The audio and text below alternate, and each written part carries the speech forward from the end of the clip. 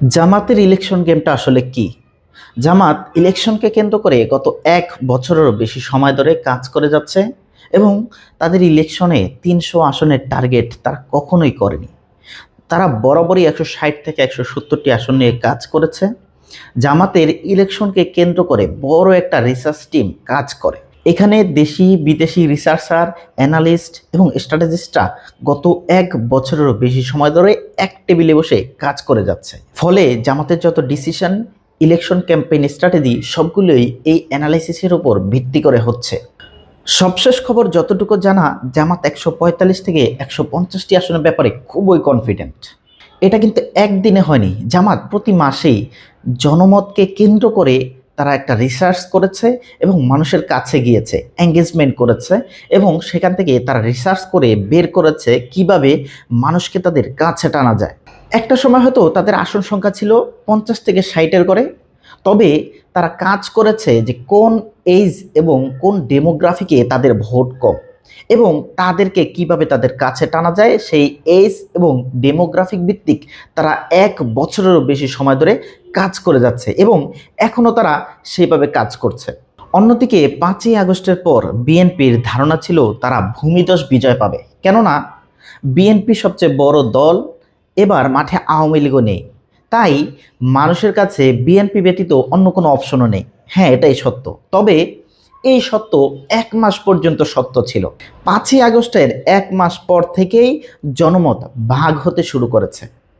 তবে বিএনপির সবচেয়ে বড় ভুল ছিল সেখানেই, যখন জনমত ভাগ হতে শুরু করেছে তখন বিএনপি রিসার্চ করে এই জনমত কোন দিকে ভাগ হচ্ছে এই ভাগ ঠেকানোর জন্য কোনো ধরনের পদক্ষেপ বিএনপি নেয়নি। তাদের সে আগের মতোই ওভার কনফিডেন্ট ছিল এবং তাদের হুঁশ ফিরেছে মাস দুয়েক আগে।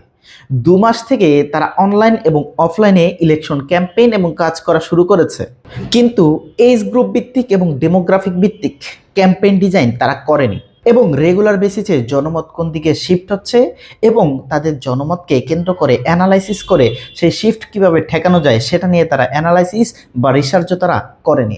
বিএনপির ছাত্র সংসদগুলোতে পরাজয়ের সবচেয়ে বড় কারণ হলো তাদের ভালো রিসার্চার এবং অ্যানালিস্ট গ্রুপ তাদের নেই এবং এই ৫টি বিশ্ববিদ্যালয়ে পরপর তারা পরাজিত হওয়ার পরেও তারা শুধরায়নি। আগের মতোই তাদের ওভার কনফিডেন্ট তারা রেখেছে জাতীয় নির্বাচনে তারা ভূমিধস বিজয় অর্জন করবে। জামাতের আরেকটা বড় মাস্টার স্ট্রোক হলো তারা এত মার খেয়েও মার দেওয়ার চিন্তাও তারা করেনি। বাংলাদেশের মানুষ মাজলুমের পক্ষে থাকে এবং জুলুমকারীকে পছন্দ করে না। গত ১.৫ বছরে বিএনপি তাদেরকে জালিম হিসেবে পরিচয় করতে ২০০+ খুন, ৬০+ ধর্ষণ এবং সীমাহীন চাঁদাবাজি তারা করেছে। ফলে জামাতকে আলাদা করে কষ্ট করতে হয়নি কারা মাজলুম এবং কারা জালিম এই ন্যারেটিভ তৈরি করতে। দেশের জনগণ জানতো যে এ সমস্ত খারাপ কাজগুলো চাইলে বিএনপি একদিনে শেষ করতে পারবে না, তবে জনগণ এটার অপেক্ষায় ছিল যে বিএনপি উপর মহল থেকে কতটুকু পর্যন্ত আন্তরিক তাদের এই কাজগুলো বন্ধ করার জন্য। তবে এখানে বিএনপিকে উদাসীন দেখা গিয়েছে, কারণ তারা এবার ওভার কনফিডেন্ট তারা ভূমিধস বিজয় অর্জন করবে। তারা ধরেই নিয়েছে বহু বছর ধরে তারা রাজনীতি করছে, বহুবার তারা ক্ষমতায় এসেছে। অন্যদিকে জামাত রাজনীতি করলেও এখনো পর্যন্ত একবারও সরকার গঠন করেনি বা ক্ষমতায় আসতে পারেনি। সুতরাং তাদের রাস্তা খুবই সহজ এবং তারা ধরেই নিয়েছে তারা ক্ষমতায় আসবে এবং সরকার গঠন করবে। টেকেন ফর গ্রান্টেড মনে করার কারণে বিএনপি তাদের ইশতেহার বা পলিসিতেও তেমন কোনো সময় দেয়নি। আপনি দেখবেন ২০০১ সালের তাদের যে পলিসি বা ইশতেহার ছিল সেটাকে তারা কপি পেস্ট করে বেশিরভাগই চালিয়ে দিয়েছে। অন্যদিকে জামাত এই ইশতেহারের জন্য গত ১ বছরের বেশি সময় ধরে ২০০+ রিসার্চার এবং অ্যানালাইসিসদের নিয়ে তারা কাজ করেছে এবং একটি ইশতেহার তৈরি করেছে যেটি আধুনিক এবং বর্তমান মানুষের মন মেজাজকে কেন্দ্র করে রিসার্চ করে তারা মানুষের পক্ষে যায়, এরকম একটি ইশতেহার তারা তৈরি করেছে।